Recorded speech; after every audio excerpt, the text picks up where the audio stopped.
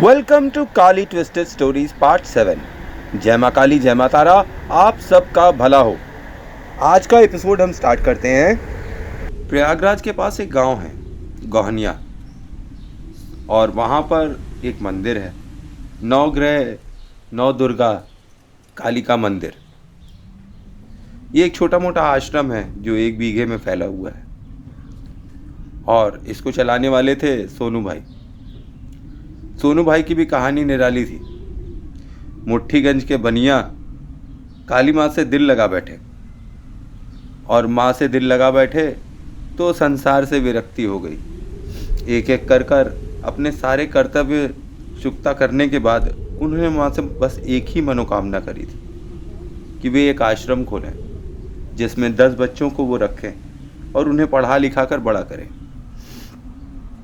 कारण वो ये चाहते थे कि उनकी मृत्यु के पहले उनको ये संतोष रहे, केवल उन्होंने अपने ही बच्चों को नहीं खिलाया, दूसरे के बच्चों को भी खिलाया।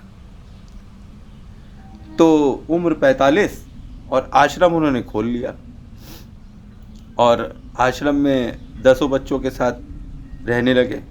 उन्हें अपने बच्चों की तरह ही प्यार करते, उनके साथ जिम जाते, उनके लिए तरह तरह की फैसिलिटीज़ उन्होंने अपने पैसों से अपने आश्रम में खड़ी कर दी। वो किसी से भी पैसा नहीं लेते थे, और ये कहते थे कि माँ ने कहा कि तुम भिखारी हो जो तुम भीख मांगोगे, तुम अपने दम पर खड़े हो जाओ, किसी का आसरा मत जो। तो उन्होंने किसी का आसरा नहीं जो है, और माँ की कृपा से उनके पास इतना पैसा तो आ ही गया कि वे आश्रम खोल लेते और अपने बीवी बच्चों को और परिवार को भी सुखी कर देते। आज आश्रम खोले 10 वर्ष बीत चुके थे। उम्र उनकी 55 साल हो गई थी। उनके आश्रम की विशेषता ये थी कि वे कहते थे कि माँ का भक्त कोई भी हो सकता है, चाहे चोर हो, चाहे डकैत, चाहे अच्छा हो, चाहे बुरा। तो सभी तरीके के लोग आश्रम में आया करते थे और उनसे आश्रम में आशीर्वाद लिया करते थे। आज 10 वर्ष बीत गए थे आश्रम को, और नवरात्रियों पे वे गुप्त साधनाएं किया करते थे। 9 दिन वे अपना दरवाज़ा बंद कर कर साधना करते और निकलते। ऐसे ही करते करते उनको 10 साल बीत गए थे, और अपनी विद्याएं उन्होंने इन 10 बच्चों में भी बांट दी थी। अब बच्चे भी उनकी तरह माँ काली को जागृत कर लेते और उनसे बात करते और सो जाते। एक एक क्लास उन्होंने पास कर ली थी। अब 12th का एग्ज़ाम था, किसी का ग्रेजुएशन का एग्ज़ाम पहुंच गया था, किसी का 12th पहुंच गया था। जब बच्चे आए थे आश्रम में तो कोई 10 साल का था, कोई 14 साल का था, कोई 6 साल का था। जैसे जिसकी स्थिति थी, सोनू भाई ने उनको स्कूल में वैसे दाखिला दिला दिया, और सारा खर्चा स्वयं उठाते थे, और उसी आश्रम में उन्हीं बच्चों के साथ रहते और माता काली की सेवा किया करते थे। खैर, 10 वर्ष बीतने के पश्चात एक रात सोनू भाई माता से बात कर रहे थे, तो माता ने बोला, इस वर्ष नवरात्रि में बहुत भीड़ हो गई है भक्तों की, तो नवरात्रि पे मैं अपने भक्तों के पास अपने सिद्धिपीठ भी जाऊंगी। भीड़ कुछ ज़्यादा ही है बेटा, वहाँ सबको निपटाने के बाद ही तेरे पास वापस आऊँगी, इसलिए इसके बीच में मुझको बुलाना नहीं, केवल 1 दिन के लिए मुझे छोड़ देना। तो वो सोनू भाई कहते हैं, ठीक है माता। ये कहते ही माता वहाँ से अंतर्धान हो गई। खैर, बात आई गई हो गई। नवरात्रि का 9वां दिन था, आखिरी दिन। उसी रात सोनू भाई सो रहे थे, तो उनको ऐसे लगा कि कोई उन्हें उठा रहा है। उन्होंने आँख खोली तो सामने यमराज और उनके यमदूत थे। बोले, बहुत सो लिए, आओ चलो उठो। तो सोनू भाई ने बोला, महात्मन, आप सब कौन है प्रभु? क्या माता ने आपको भेजा है? कहा, माता वाता को हम नहीं जानते, तुम अभी के अब भी चलो। उठाकर उन्हें कॉलर से पकड़ा और ले जाकर यमलोक की तरफ चलने लगे। अब यमलोक की तरफ चल रहे थे तो सोनू भाई लगातार यमदूतों से कह रहे थे कि भाई, बच्चों ने खाना नहीं खाया है रात का, और मैंने माँ को गुड बाय भी नहीं किया, तुम लोग मुझे ऐसे कैसे ले जा सकते हो? थोड़ा रुक जाओ भाई। तो यमराज बोले कि तेरा समय आ गया है, और कोई समय नहीं, इसी समय तेरा समय आया हुआ है, और तुझे ऊपर चलना ही होगा हमारे साथ हिसाब किताब करने के लिए। तो जब हिसाब किताब होने लगा वहाँ पर, तो कुछ एक गड़बड़ तो उनके भी हिसाब में थी, क्योंकि सोनू भाई भले ही बाद में महात्मा बन गए थे, पर महात्मा बनने के पहले उनके अंदर दर्जनों ऐब थे। तो उन ऐबों का भोग तो उन्हें करना ही पड़ता, इसलिए उनको सबसे पहले नर्क की सज़ा मिली। नर्क में उनके दोनों हाथ बांध दिए गए और पैर बांध दिए गए, और बोले कि तू बता कि इन गलत कामों में तेरे साथ कौन था, ये गलत काम जो तूने किए इसका भागीदार कौन है। अब सोनू भाई ने बोला ये सारे कर्मों का भागीदार मैं अकेला हूँ, इसमें कोई भी मेरा साथी नहीं है। ये सुनकर यमदूत और आग बबूला हो गए, कहे स्वर्ग में नर्क के बीच में है तू, और यहाँ भी आकर झूठ बोलता है, मारो कोड़े इसको, मारो कोड़े इसको। कोड़ों की चट चट चट चट चट चट चट चट चट चट आवाज़ से उनकी पूरी की पूरी पीठ लहूलुहान हो गई। और उस पे आलम ये कि ढेर सारा नमक यमदूतों ने लाया और उस पे रगड़ने लगे, और फिर अंत में खौलते तेल में उनको डालकर जलाने लगे। पर उनको ये देख के आश्चर्य हुआ कि वे कितनी भी कोशिश करते, कितना भी मारते, सोनू भाई केवल मुस्कुराते रहते। तो यमराज ने कहा, ये कौन सी आत्मा है जो मार खाने पर भी मुस्कुरा रही है, हमारे दंड इसका कुछ बिगाड़ क्यों नहीं पा रहे। तभी पीछे से आवाज आई, ए ये मेरा बेटा है, इसको कहां से ले आए, खोलो इसको। पीछे सबने पलट कर देखा तो माता काली स्वयं खड़ी थी, और विराट और विकराल और रौद्र रूप में। उनको देख के यमदूत सर पर पैर रखकर भाग निकले, और यमराज हाथ जोड़कर खड़े हो गए। उन्होंने बोला, माता क्षमा करें, हमें नहीं पता था ये आपका बच्चा है, और कलयुग में आपके बच्चे हैं नीचे। क्या क्यों नहीं है, ये मेरा था, मैं इसको छोड़कर थोड़े समय के लिए क्या गई तो तुम लोग इसे ऊपर ले आए। तो यमराज ने क्षमा मांगी और किनारे हो गए।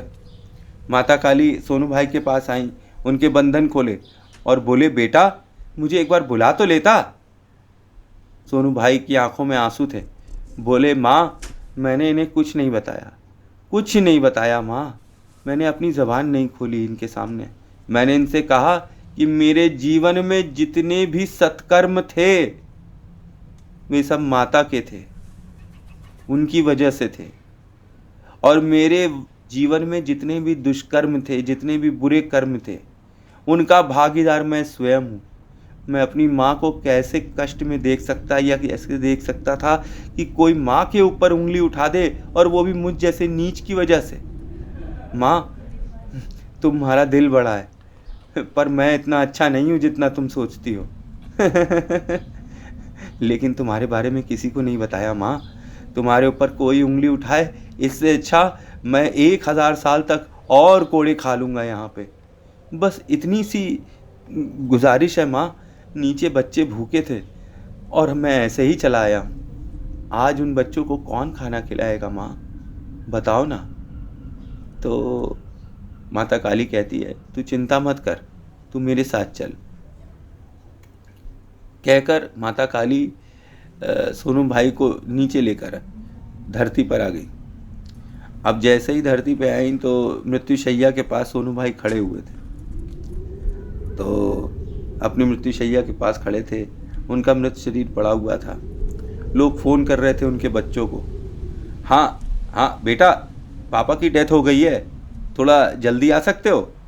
दूसरी साइड से आवाज़ आई, मैं तो इस वक्त लंदन में हूँ, ऐसा करिए आप उन्हें वहीं क्रिमेट कर दीजिए, जो पैसा होगा वो मैं आकर दे दूँगा। ये सोनू भाई का लड़का था। लड़की को कॉल किया तो लड़की बोली कि अरे मैं तो अपने हस्बैंड और फैमिली के साथ काठमांडू घूमने आई हूँ, मेरे पास अभी इतना समय नहीं है कि पापा के क्रिमेशन में पहुँच जाऊँ। तुम लोग ऐसा करो कि उनको जला दो और मैं आके जो भी पैसा होगा हिसाब कर दूँगी। नहीं स्वास्तिक दे देगा। तो फिर तीसरा फ़ोन उनकी श्रीमती जी को किया गया, सोनू भाई की। वो बोली मैं तो फॉरेन टूर पे हूँ, मैं कैसे इतनी जल्दी आ सकती हूँ। खैर तुम उनको जला दो और जो भी खर्चा होगा वो मुझसे मैं आऊँगी तो दे दूँगी।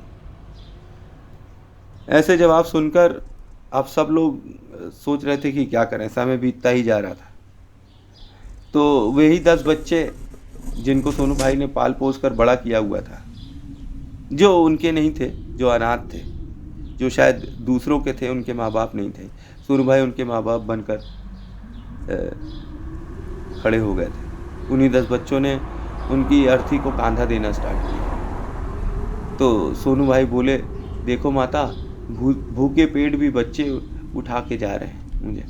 और सबके सब रो रहे थे, पापा पापा पापा, राम राम सत्य है।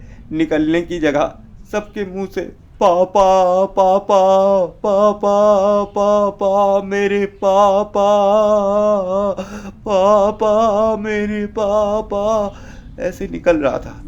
सबकी आंसुओं की धाराएं निकलने थी। गांव के लोग जो सोनू भाई को जानते थे, जो सोनू भाई की फितरत से वाकिफ थे, वो जानते थे कि ये बहुत ही साधु और सज्जन व्यक्ति था। भले ही इसने अपने जीवन में क्या किया हो क्या ना किया हो, अंत में उसने हर चीज़ का प्रायश्चित किया और माँ की शरण में था। सब गांव वाले भी रोते रोते पीछे चल रहे थे अर्थी के। ये भी आयरॉनिकल था कि सोनू भाई के अपने घर वाले एक भी नहीं थे उनकी अंतिम क्रिया में, लेकिन बाहर के लोग, जिन्हें हम बाहर का कहते हैं, वही उनकी फैमिली थे, असली फैमिली, जिन्होंने उनको आखिरी समय कंधा दिया। तो जब शमशान घाट पे सोनू भाई की अर्थी पहुंची तो माता ने कहा, तेरी क्या इच्छा है? तो सोनू भाई बोले कि माँ, मेरी इच्छा है कि मैं इनको खाना खिला दूँ, ये भूखे हैं और इन्हें आगे का पता नहीं, मुझे कुछ एक टाइम दो, फिर मैं वापस तुम्हारे पास, तुम्हारे लोक में आ जाऊँगा। आज के दिन मुझे तुम वापस भेज सकती हो। ये प्रार्थना सुनकर माँ भी थोड़ी देर तक सोच में पड़ गई, क्योंकि मरने के बाद जीवित करना अलाउड नहीं था। पर माता ने बहुत सोच विचार कर कहा, ठीक है बेटा, तुम्हारी यही इच्छा है तो यही सही। उन्होंने आशीर्वाद दिया और जो अर्थी थी सोनू भाई की, उस पे से सोनू भाई अचानक से उठ गया। और जैसे ही उठे, वे क्या देखते हैं, सब के सब गांव वाले तो चिल्लाने लगे, अरे बाप रे। और 10 के 10 बच्चे सोनू भाई के गले से लग गए और कहे, पापा आप वापस आ गए? सोनू भाई बोले, माँ ने मुझे वापस भेजा है बेटों, जल्दी से बड़े हो जाओ और कुछ लायक बन जाओ और मुझे भार मुक्त करो। कैसी लगी कहानी? अच्छी लगी कहानी? Thanks for watching.